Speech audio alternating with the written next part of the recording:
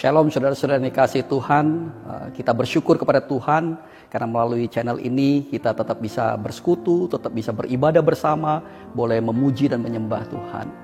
Nah, bagi saudara yang merasa diberkati oleh Tuhan lewat channel ini, saudara bisa subscribe dan juga men-share-nya kepada saudara, sanak famili maupun teman-teman saudara untuk kita boleh sama-sama menerima berkat daripada Tuhan. Kiranya Tuhan Yesus boleh memberkati kita semua. Amin.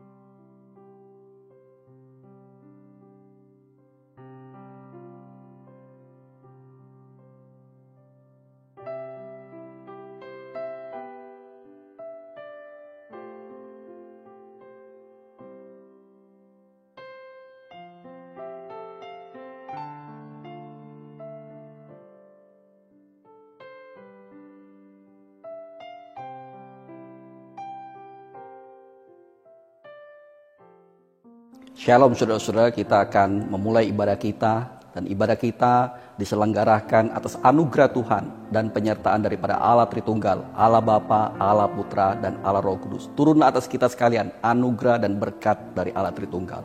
Amin.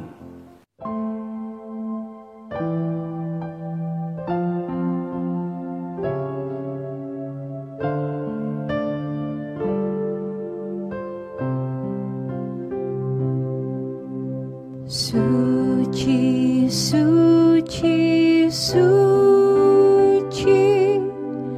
Tuhan Maha Kuasa, Dikau kami puji di pagi yang teduh.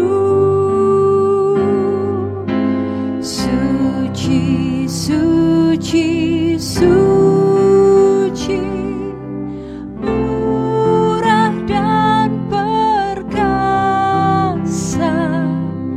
Allah Tritunggal, agung namamu.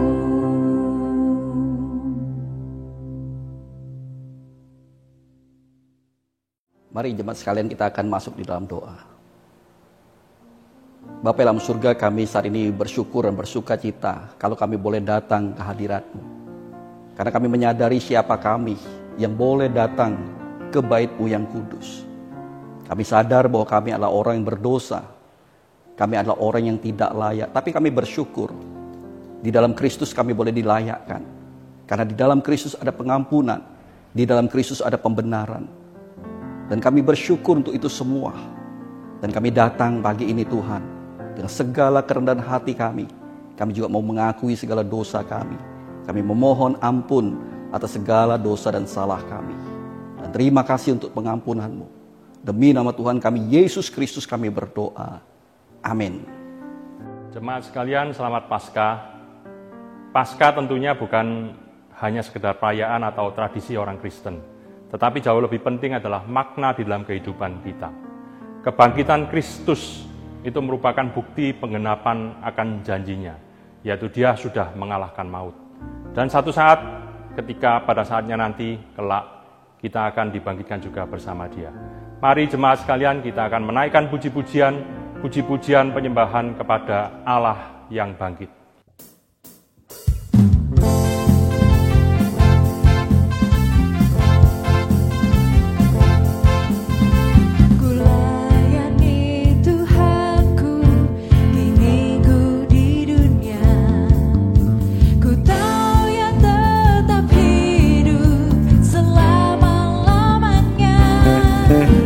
Rahmatnya ku alami, suaranya ku dengar.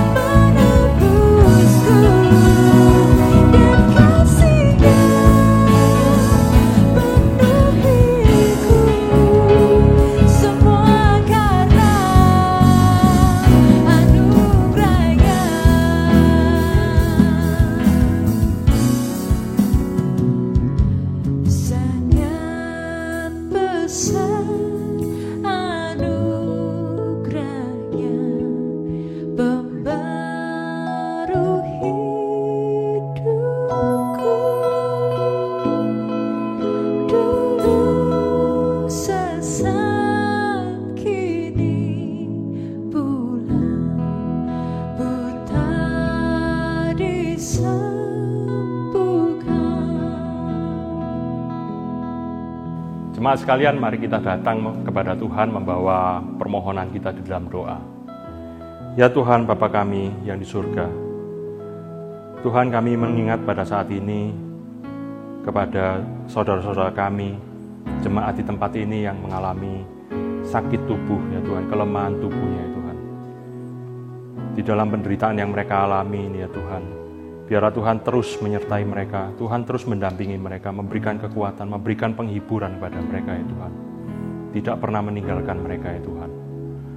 Tuhan, biarlah lewat tangan-Mu, biarlah lewat pengasihan-Mu, ya Tuhan, mereka boleh merasakan kesembuhan. Tetapi biarlah itu semua, ya Tuhan, kami sandarkan hanya pada rencana-Mu saja, karena kami percaya bahwa rencana-Mu yang terbaik, ya Tuhan.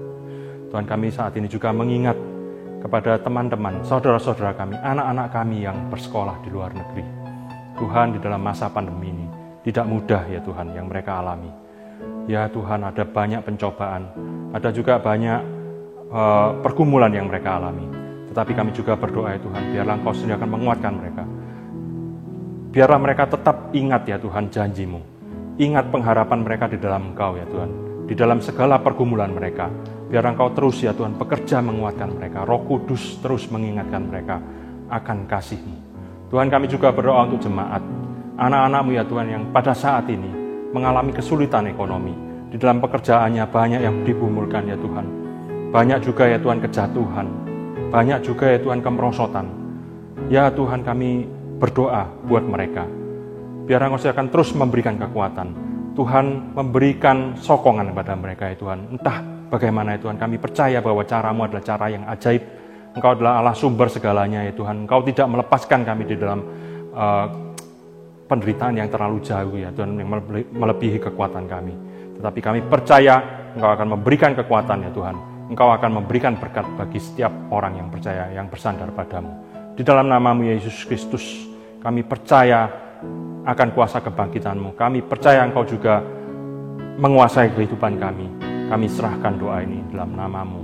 Amin. Selain permohonan-permohonan yang sudah kita naikkan tadi di dalam doa, kita juga mau bersyukur atas kemurahan Tuhan, atas jawaban Tuhan, atas doa-doa yang sudah kita panjatkan. Mari kita bersyukur pada Tuhan. Ya Tuhan, Bapa kami yang surga, kami juga ingat ya Tuhan, bahwa banyak sekali keajaiban, banyak sekali ya Tuhan berkat yang sudah Engkau berikan pada anak-anak-Mu Tuhan.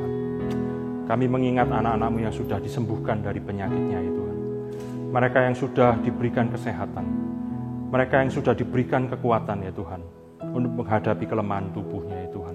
Mereka yang meskipun masih lemah tubuh, meskipun masih sakit, pada saat ini juga masih bisa memuji Engkau ya Tuhan, masih bisa bersyukur padamu. Semua itu hanya karena kemurahan-Mu pada kami ya Tuhan. Ya Tuhan, kasih-Mu menyentuh kami ya Tuhan. Jamahan-Mu sudah menyentuh kami. Dan kami bersyukur akan semuanya itu ya Tuhan. Tuhan, kami juga bersyukur atas berkat-Mu yang sudah Engkau limpahkan kepada anak-anak-Mu ya Tuhan. Yang meskipun dalam kondisi pandemi seperti ini, tetapi pekerjaan mereka, perekonomian mereka juga tidak terlalu terpengaruh ya Tuhan. Bahkan ada yang sudah melampauinya dengan berlimpah-limpah ya Tuhan. Kami percaya bahwa semuanya ini bukan karena kekuatan mereka sendiri, bukan karena kepintaran mereka sendiri, tetapi Engkau ya Tuhan dengan kasih-Mu terus memberkati anak-anak-Mu ini ya Tuhan. Engkau tidak membiarkan, tetapi Engkau memelihara. Ya Tuhan, kami bersyukur kepada-Mu ya Tuhan. Kami juga bersyukur atas negara kami ya Tuhan, atas pemerintah kami, dengan kebijaksanaannya, dengan kecepatannya ya Tuhan, dengan sigapnya mereka ya Tuhan, sudah memberikan vaksin kepada banyak masyarakat di negara ini ya Tuhan. Kami berdoa ya Tuhan, biarlah Engkau akan terus ya Tuhan memberkati pemerintah ini ya Tuhan, sehingga pemerintah ini mampu ya Tuhan memberikan vaksin ini dengan lebih luas, sehingga rakyat ini, masyarakat di negara ini ya Tuhan, akhirnya semuanya boleh mendapatkan vaksin dan kami semua boleh dikuatkan, disehatkan ya Tuhan. Terima kasih Tuhan. Di dalam nama-Mu saja Yesus Kristus kami bersyukur. Kami naikkan, panjatkan puji kami. Amin.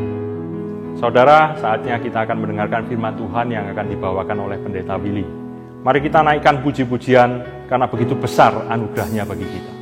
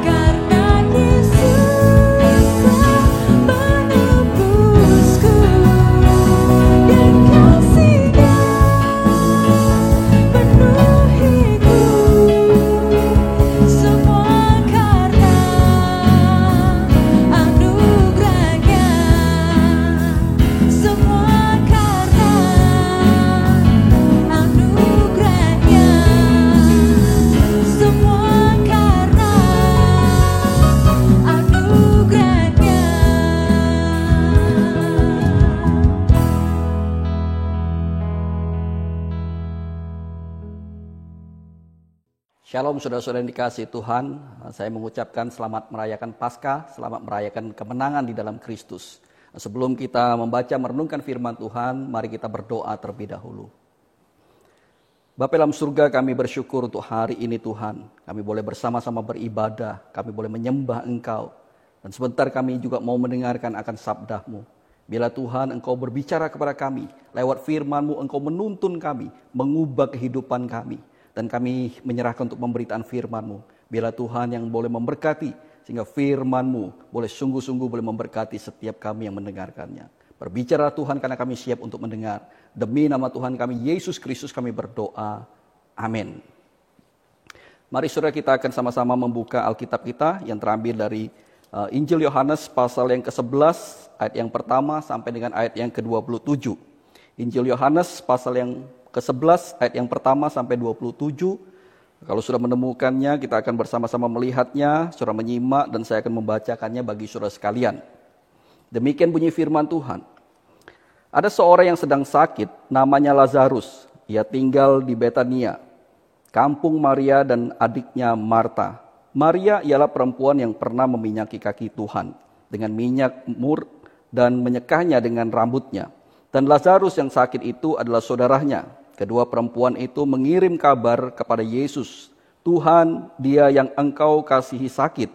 Ketika Yesus mendengar kabar itu, ia berkata, "Penyakit itu tidak akan membawa kematian, tapi ia akan menyatakan kemuliaan Allah, sebab oleh penyakit itu anak Allah akan dimuliakan."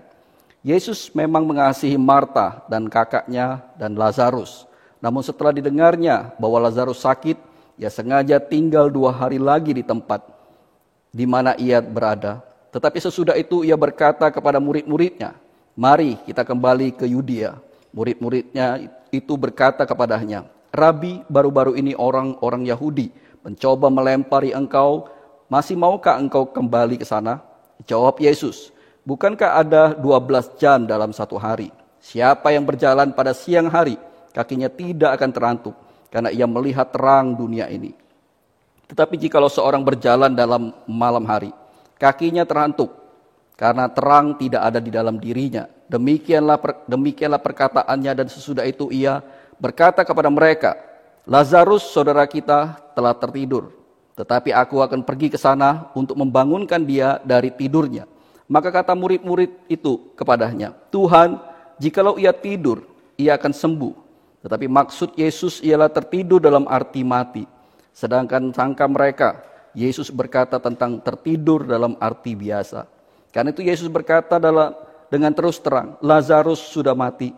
Tetapi syukurlah aku tidak hadir pada waktu itu, sebab demikian lebih baik bagimu, supaya kamu dapat belajar percaya. Marilah kita pergi sekarang kepadanya."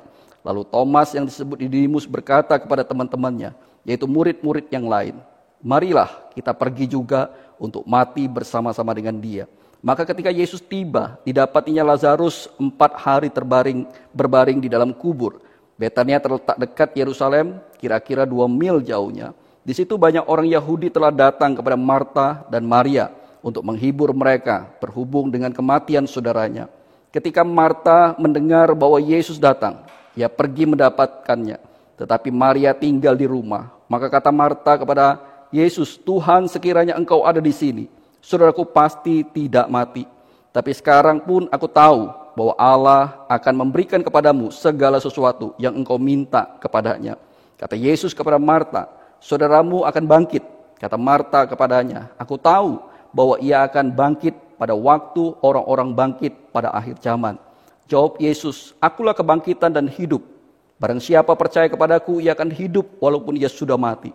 Dan setiap orang yang hidup dan yang percaya kepadaku tidak akan mati selama-lamanya. Percayakah engkau akan hal ini?" Jawab Marta, "Ya Tuhan, aku percaya bahwa engkaulah Mesias, anak Allah, dia yang akan datang ke dalam dunia." Sedemikian jauh pembacaan kita. Saudara yang dikasihi Tuhan, kisah yang panjang ini sebenarnya menceritakan tentang satu hal, mengajarkan kepada kita tentang hal yang sangat sederhana sebenarnya, yaitu tentang iman dan kemuliaan Allah. Tapi sekalipun ini hal yang sederhana, tapi pada prakteknya, pada kenyataannya ini tidaklah sesederhana yang kita bayangkan. Seberapa sering kita sebagai umat Tuhan gagal untuk percaya kepada Allah. Seberapa sering kita gagal untuk memuliakan Tuhan. Apalagi di dalam situasi pergumulan yang sulit. Apalagi di dalam tengah-tengah banyak sekali pergumulan yang kita hadapi. Saudara, untuk percaya saja kita sulit. Apalagi untuk memuliakan Tuhan. Saudara, itulah yang dihadapi oleh para murid, oleh Maria dan Marta. Pada saat Yesus mendengar berita tentang Lazarus yang sakit. Saudara, Yesus tidak bertindak apa-apa. Saudara, kalau pada waktu itu kita ada di posisi murid-murid, kita pun mungkin bertanya-tanya, kita pun mungkin bingung dengan tindakan Yesus.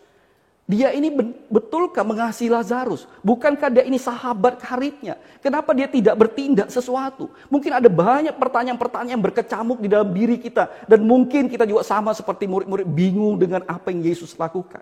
Bukankah kalau kita punya teman karib dan kita mendengar kabar bahwa dia sakit, kita akan selalu cepat-cepat bergegas untuk mengunjunginya, untuk membesuknya, dan untuk memberikan pertolongan kepadanya. Kalau kita mampu menolong, kita akan menolong dia.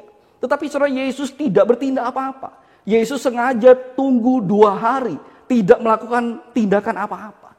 Saudara, mungkin kita bertanya-tanya, apakah Yesus tidak sanggup menyembuhkannya? Kita percaya bahwa Yesus sanggup menyembuhkan Lazarus. Kita juga percaya bahwa kalaupun Yesus tidak datang ke Betania untuk menyembuhkan Lazarus, dia bisa menyembuhkannya dari jarak jauh. Karena dia pernah melakukannya kepada anak pegawai istana. Dia pernah menyembuhkan orang dari jarak jauh di dalam Yohanes pasal 4.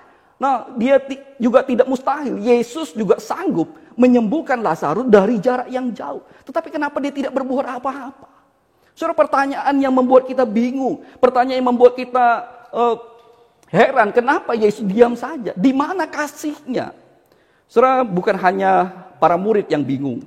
Maria, Marta juga tidak kalah kecewanya dengan apa yang Yesus lakukan. Kalau kita perhatikan di dalam ayat 17 dan ayat 20, di situ dikatakan apa? Maka ketika Yesus tiba, didapatinya Lazarus telah 4 hari berbaring di dalam kubur. Ketika Marta mendengar bahwa Yesus datang, ia pergi mendapatkannya. Tetapi Maria tinggal di rumah.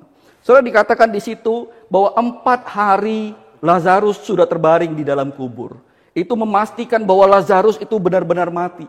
Oleh karena apa? Oleh karena pada zaman itu ada sebuah kepercayaan di kalangan orang Yahudi, kalau ada orang yang meninggal, arwahnya itu tidak langsung meninggalkan si orang yang meninggal itu. Arwahnya akan melayang-layang di atas mayatnya itu selama 3 hari. Itu kepercayaan orang Yahudi. Tapi lewat dari 3 hari, itu sudah dipastikan arwahnya sudah tidak mungkin kembali. Itu sudah dipastikan orang yang meninggal itu sudah tidak mungkin hidup lagi. Itu sebabnya ketika Alkitab mencatat bahwa Lazarus 4 hari berbaring. Orang Yahudi, Maria, Marta, para murid sudah yakin bahwa Lazarus tidak mungkin dibangkitkan. Lazarus tidak mungkin bisa hidup lagi. Itu sebabnya ketika Yesus datang, Maria tidak bereaksi. Maria dikatakan dia tinggal di rumah. Dia meratap, dia bersedih. Dan kedatangan Yesus baginya tidak akan bisa mengubah apa-apa. Jadi baginya kedatangan Yesus itu sudah tidak ada gunanya lagi. Semua sudah terlambat. Saudara, kita perhatikan bagaimana Maria itu terperangkap di dalam keputusasaannya. Baginya tidak ada lagi harapan untuk bisa Lazarus ini dibangkitkan. Saudara, saya percaya kita pun sering mengalami pergumulan yang sama. Kita berdoa, kita memohon, kita berupaya keras untuk menyelesaikan sebuah pergumulan dalam hidup kita. Tapi seakan-akan itu hampa, kosong, tidak ada sesuatu yang berubah. Sampai akhirnya kita mulai putus asa. Dan kita mulai berkata seperti Marta dan Maria, Tuhan, sekiranya Engkau ada di sini, saudaraku pasti tidak mati. Saudara, bukankah ini kata-kata yang terdengar akrab di telinga kita? Kalau saja Tuhan hadir dan Tuhan memberikan pekerjaan kepadaku, anakku tidak akan mati kelaparan. Kalau saja Tuhan dari sejak awal menghindarkan aku dari penipu itu, mungkin bisnisku tidak akan bangkrut. Kalau saja Tuhan saat itu hadir dan menghindarkan narkoba itu dari anakku, mungkin hari ini dia masih hidup. Kalau saja Tuhan hadir di dalam keluargaku, mungkin saja hari ini keluargaku masih utuh. Saudara, kalimat-kalimat ini yang sering kali kita ungkapkan ketika semua terjadi dan semua sudah terlanjur dan kita melihat ini tidak ada harapan. Kita putus asa, kita kecewa. Dan kita mulai bertanya-tanya, di mana Tuhan saat aku membutuhkannya? Di mana dia? Mengapa dia tidak menolong aku? Apakah dia tidak lagi mengasihi aku?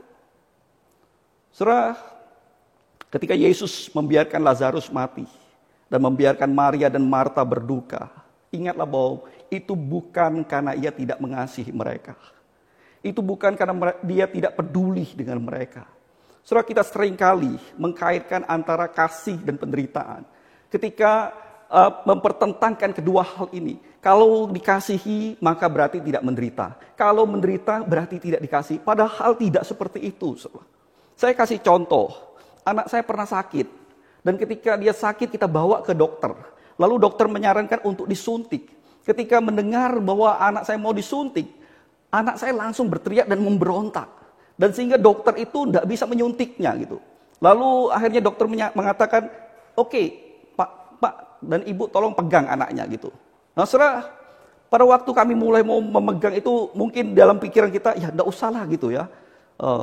Mungkin kita mengatakan, ya sudah dok, tidak usah disuntik karena anaknya sudah ketakutan gitu. Saudara, saya kira kita tidak akan berpikir seperti itu sebagai orang tua. Kita akan langsung bertindak. Dan itu yang saya lakukan bersama dengan istri. Kita pegang tangannya, kita pegang kakinya. Dia tidak bisa bergerak. Saudara, pada waktu jarum suntik itu disuntikkan ke tubuhnya, anak saya langsung berteriak dan dia mengatakan, Papa, Mama jahat. Saudara, pertanyaannya adalah, benarkah kami ini jahat? Saudara, tindakan kita, sikap kita seperti anak saya itu. Seperti anak kecil yang tidak mau disuntik, lalu disuntik, dia mengatakan, Papa, Mama jahat. Mungkin bagi anak saya, itu sebuah tindakan yang menyakitkan dirinya. Tetapi bagi kami, orang tua, itu adalah sebuah tindakan yang benar, yang baik bagi anak kami. Untuk kesembuhannya. Saudara, pada waktu Tuhan itu mengizinkan sebuah penderitaan terjadi di dalam hidup kita, itu bukan tandanya bahwa dia tidak peduli dengan kita. Itu bukan berarti dia tidak mengasihi kita. Seorang pendeta Warren Wiersbe di dalam sebuah tafsirannya terhadap bagian ini mengatakan begini, kasih Allah kepada miliknya bukan kasih yang memanjakan, melainkan kasih yang menyempurnakan.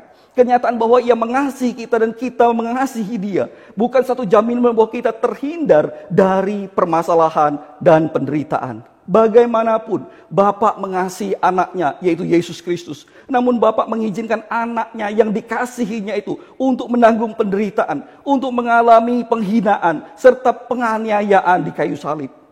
Kita tidak boleh menganggap bahwa kasih dan penderitaan bertentangan. Tentu saja keduanya berkaitan satu dengan yang lain di dalam Yesus Kristus. Saudara, ingatlah bagaimana Bapak mengizinkan anaknya Yesus Kristus menderita. Bukan karena dia tidak mengasihi, tapi justru karena kita melihat di situ karya agung Allah dikerjakan. Pada waktu Yesus mati di salib, kita lah yang diselamatkan. Saudara, bayangkan kalau Allah Bapa tidak dengan rela mengizinkan anaknya menderita di atas kayu salib, tidak mengerjakan karya keselamatan itu. Yang binasa siapa? Kita. Lalu kita mulai bertanya kepada Allah, kenapa engkau membiarkan aku binasa? Kenapa engkau tidak menyelamatkan aku dari dosa? Kenapa engkau membiarkan aku ini terkutuk seperti ini? Engkau tidak mengasihi aku. Tapi pada waktu dia menunjukkan kasihnya kepada kita, kita justru seringkali menganggap bahwa Bapak ini begitu kejam, mengizinkan anaknya mati di salib. Saudara, pada waktu kita tidak mengerti apa yang Tuhan rencanakan, biarlah kita tidak cepat-cepat mengambil kesimpulan. Pada waktu Yesus mengizinkan Lazarus mati, pada waktu dia mengizinkan Maria dan Marta berduka cita, saudara, bukan berarti dia tidak mengasihi mereka, bukan berarti Yesus itu tidak mencintai mereka, bukan berarti Yesus itu tidak peduli, tapi dia sedang ingin mengajarkan sesuatu. Di awal sudah saya memberitahukan bahwa tujuan Yesus sengaja menunda, tidak berbuat sesuatu. Untuk apa? Untuk menyatakan kemuliaan Allah. Untuk apa? Untuk memperkenalkan siapa dirinya sesungguhnya. Untuk apa? Untuk mengajarkan kepada murid-muridnya dan juga setiap kita tentang iman kepada dia. Dan itulah yang tidak dimengerti oleh para murid, oleh Maria, Marta, dan mungkin juga kita. Itu sebabnya saudara, ketika tiba waktunya, Yesus mulai mempertontonkan satu pertunjukan yang begitu spektakuler di depan mata mereka semua. Di depan kubur Lazarus ia berseru, Lazarus, keluarlah. Saudara, di luar dugaan mereka. Karena pada awalnya mereka ragu dengan kemampuan Yesus. Di luar dugaan mereka. Karena awalnya mereka sudah putus asa. Tidak mungkin Lazarus yang mati ini bisa dibangkitkan. Di luar dugaan mereka. Karena mereka sudah terlalu kecewa. Kalau saja Tuhan datang lebih awal, mungkin tidak jadi seperti ini. Tetapi saudara, ternyata Lazarus bangkit. Dia keluar dari kubur. Itu suatu hal yang sangat mengejut mereka. Tiba-tiba suasana berubah. Tiba-tiba semuanya menjadi berubah. keraguan mereka, ketidakpercayaan mereka, keputusasaan mereka, dan bahkan kekecewaan mereka tiba-tiba lenyap, berganti dengan iman, berganti dengan pengharapan. Dan itulah yang Yesus ingin kerjakan dalam hidup kita. Yesus datang untuk memulihkan kehidupan kita. Dan ketika ia berkata, akulah kebangkitan dan hidup. Barang siapa percaya kepadaku, ia akan hidup walaupun ia sudah mati. Dan setiap orang yang hidup dan yang percaya kepadaku tidak akan mati selama-lamanya. Saudara, kalimat Yesus ini ketika dia mengatakan akulah kebangkitan dan hidup, dia bukan hanya sekedar berbicara nanti. Nanti pada waktu kamu meninggal dunia, atau pada waktu nanti kamu pada akhir zaman, kamu akan dibangkitkan dan nanti kamu akan masuk surga, hidup kekal selama-lamanya. Tidak. Kebangkitan dan hidup juga berbicara tentang hari ini, sekarang ini. Saudara, Alkitab mengatakan kepada kita bahwa upah dosa adalah maut, adalah kematian. Jadi orang yang hidup di dalam dosa itu mati. Bukan hanya mati secara jasmani, tapi kita ini mati secara rohani.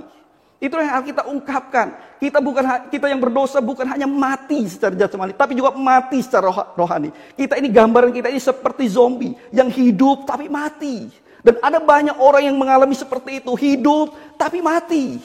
Bagaimana hidup kita ini dikungkung oleh dosa. Dan itu yang ditunjukkan, yang diperlihatkan dari kehidupan para murid, Maria dan Marta. Bagaimana mereka dikungkung, bagaimana mereka terperangkap di dalam keraguan mereka, di dalam keputusasaan mereka, dan mereka mati di dalam kekecewaan mereka.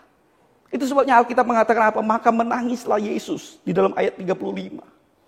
Saudara, kalau tadi kita mengira bahwa Yesus tidak peduli dengan para muridnya, kepada Maria dan Marta, di sini terlihat jelas bagaimana kasihnya, bagaimana kepedulian. Dia menangis, dia turut berduka cita, dia turut bersedih dengan para sahabatnya. Inilah bentuk kepedulian Yesus. Tetapi saudara, ingatlah baik-baik bahwa tangisannya bukan hanya sekedar tangisan kesedihan, tangisan keputusasaan, karena Yesus tahu bahwa dia sanggup untuk membangkitkan Lazarus. Itu sebabnya saudara, tangisannya juga merupakan sebuah kegeraman sebenarnya. Dia bersedih, saking sedihnya dia geram sekali. Dan saking geramnya dia juga berduka. Berduka karena apa? Berduka karena betapa seriusnya, betapa beratnya kehancuran yang disebabkan oleh dosa. Dosa sudah memperbudak kita. Dosa sudah menghancurkan hidup kita. Bagaimana para murid, bagaimana Maria, Marta terperangkap di dalam keraguan mereka, di dalam keputusasaan mereka, di dalam kecewaan mereka. Mereka tidak mampu keluar untuk itu. Tapi saudara, puji Tuhan. Karena apa? Karena ada kabar baik bagi kita semua. Yesus dikatakan, akulah kebangkitan dan hidup.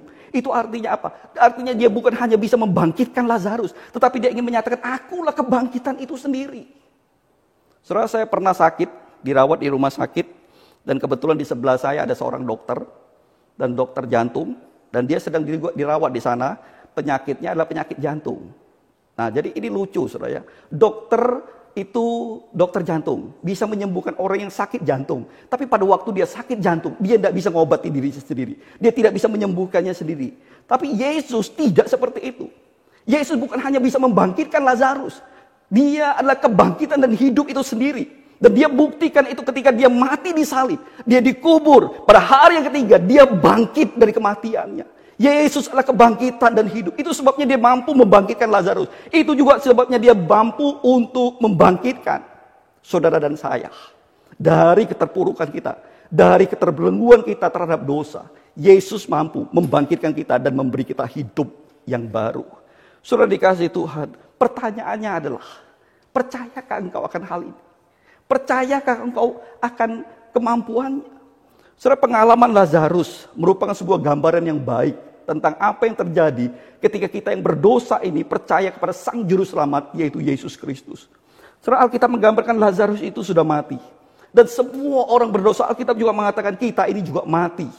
Mati secara rohani. Dan seiring dengan berjalannya waktu, kita tahu dengan jelas bahwa semua orang yang mati itu akan mengalami proses pembusukan. Demikian juga kita yang mati di dalam dosa juga akan mengalami pembusukan. Itu sebabnya saudara, kita punya sebutan untuk orang yang berbuat jahat. Kita mengatakan apa? Hatinya busuk. Kenapa disebut hatinya busuk? Karena ya memang orang berdosa itu mengalami pembusukan. Dosa itu membusukkan hidup kita. Dan kalau hari ini hidup kita terlihat baik dari orang lain, itu bukan karena kita ini baik. Bukan karena kita ini tidak ada dosanya. Tidak, saudara. Yang membedakan kita satu dengan yang lain, itu cuman karena belum tercium atau tidak. Gitu ya. Itu belum tercium atau sudah tercium. Itu sudah semerbak dosa kita atau belum. Gitu. Itu yang membedakannya. Ada yang sudah semerbak baunya, gampang tercium. Dosa-dosanya gampang tercium. Hidupnya, aibnya, itu terbongkar semua. Dan itu baunya semerbak. Tapi ada yang bisa menyimpannya dengan rapat, dengan rapi. Sehingga seakan-akan tidak tercium. Tapi apakah betul dia ini hidup? Apakah betul dia ini tidak berbuat dosa? Tidak. Bagi Allah, semua kita mati. Busuk mungkin ada yang lebih busuk. Tapi mati tidak ada yang lebih mati. Semua kita ini sama di hadapan Allah. Kita ini mati di dalam dosa. Tapi saudara, puji Tuhan. Oleh karena apa? Oleh karena Kristus membangkitkan Lazarus. Dan dia memberi hidup yang baru. Demikian juga setiap kita. Yang percaya kepada dia. Itu juga akan diangkat dari kubur dosa. Dan diberi hidup yang baru. Yesus memberikan harapan itu. Bagi kita yang ingin mengalami sebuah hidup yang baru. Hidup yang dipulihkan. Saudara, datanglah kepada dia. Karena hanya dia yang mampu untuk memulihkan hidup. Yang mampu untuk mengangkat kita. Yang mampu untuk membangkitkan kita dan memberi kita hidup yang baru. Kalau hari ini engkau bergumul dengan dosamu. Engkau mungkin bergumul dengan kecanduan. Dan engkau tidak bisa keluar. Engkau terikat dengan kuat sekali. Hari ini ada kabar baik bagimu. Yesus mengatakan, akulah kebangkitan dan hidup. Aku bisa membebaskan engkau. Memberi engkau hidup yang baru di dalam Kristus. Kiranya Tuhan boleh memberkati setiap kita. Amin. Mari kita berdoa. Kami bersyukur ya Tuhan. Boleh mengenal engkau sebagai kebangkitan dan hidup. Engkau bukan hanya sekedar bisa membangkitkan orang mati dan memberi hidup. Tapi engkau sendiri adalah kebangkitan dan hidup. Sehingga engkau bukan hanya bisa membangkitkan Lazarus. Tapi juga membangkitkan kami. Membangkitkan semua orang yang percaya kepadamu. Karena engkaulah kebangkitan dan hidup itu. Kami bersyukur Tuhan di tengah-tengah keputusasaan kami melihat hidup ini. Di tengah-tengah ketidakberdayaan kami melawan kejahatan, melawan dosa kami sendiri. Ada engkau yang berkuasa untuk mengampuni kami. Ada engkau yang berkuasa untuk membangkitkan kami. Ada engkau yang berkuasa untuk memulihkan hidup kami. Dan kami berterima kasih untuk itu semua. Bila Tuhan engkau tolong kami, yang hari ini mungkin bergumul dengan satu dosa, bergumul dengan kecanduan kami, bergumul dengan kehidupan kami, bergumul berkaitan dengan rumah tangga kami. Tuhan tolong kami. Bangkitkan kami. Pulihkan kami. Terima kasih. Demi nama Tuhan kami, Yesus Kristus kami berdoa. Amin. Mari jemaat sekalian kita akan sama-sama untuk mengakui iman percaya kita. Yaitu pengakuan iman rasuli. Pengakuan iman rasuli. Aku percaya kepada Allah, Bapa yang Maha Kuasa, Khalik langit dan bumi, dan kepada Yesus Kristus, anaknya yang tunggal Tuhan kita, yang dikandung dari Roh Kudus, lahir dari anak darah Maria, yang menderita sengsara di bawah pemerintahan Pontius Pilatus, disalibkan, mati dan dikuburkan, turun ke dalam kerajaan maut, pada hari yang ketiga bangkit pula dari antara orang mati, naik ke sorga, duduk di sebelah kanan Allah, Bapa yang Maha Kuasa. Dan dari sana ia akan datang untuk menghakimi orang yang hidup dan yang mati. Aku percaya kepada Roh Kudus, gereja yang kudus dan am, persekutuan orang kudus, pengampunan dosa, kebangkitan tubuh, dan hidup yang kekal. Amin.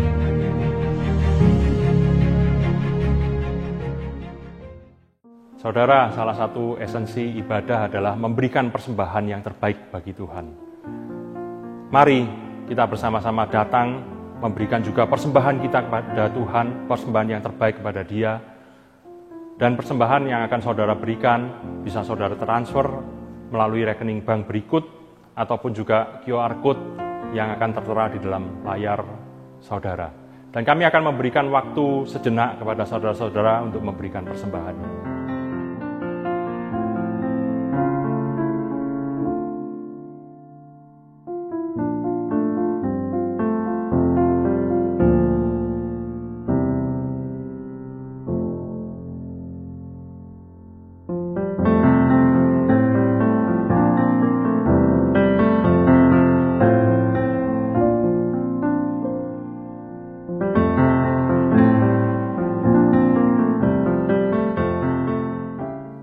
mari sekali lagi kita datang kepada Tuhan. Kita membawa persembahan kita dalam doa dan puji syukur kita. Ya Tuhan, Bapa kami yang di surga, terima kasih ya Tuhan atas segala berkat yang sudah Engkau berikan pada kami. Kami sudah merasakan kelimpahan yang begitu luar biasa ya Tuhan. Oleh karena itu pada hari ini ya Tuhan, kami datang ke hadapan-Mu juga membawa persembahan ya Tuhan. Persembahan yang kami berikan dengan hati tulus ya Tuhan, atas pengertian kami bahwa Engkau sudah memberkati kami dengan begitu limpah. Kasih-Mu tidak pernah lepas dari kami. Ya Tuhan, terimalah persembahan kami ya Tuhan. Tuhan, kami juga berdoa untuk setiap pengurus, hamba Tuhan, majelis yang akan juga mengelola keuangan gereja ini Tuhan. Biarlah keuangan gereja ini bisa dikelola dengan baik, dengan bertanggung jawab, dan semuanya boleh dikembalikan untuk kemuliaan nama-Mu saja. Terima kasih Tuhan, dalam nama-Mu Yesus Kristus. Kami berdoa, kami bersyukur. Amin. Jemaat sekalian, kita akan mengakhiri ibadah kita. Kita mau mengembalikan segala kemuliaan, hormat bagi Allah Tritunggal. Dan mari kita akan sama-sama menghadap Tuhan. Kita akan menerima berkat-Nya. Dan mari kita datang dengan hati yang boleh berserah kepada Dia. Tuhanlah penjagamu, Tuhanlah naunganmu, di sebelah tangan kananmu. Matahari tidak menyakiti engkau pada waktu siang, atau bulan pada waktu malam. Tuhan akan menjaga engkau terhadap segala kecelakaan. Ia akan menjaga nyawamu. Tuhan akan menjaga keluar masukmu dari sekarang sampai selama-lamanya. Amin. Ibadah kita selesai. Selamat hari Minggu. Tuhan Yesus memberkati.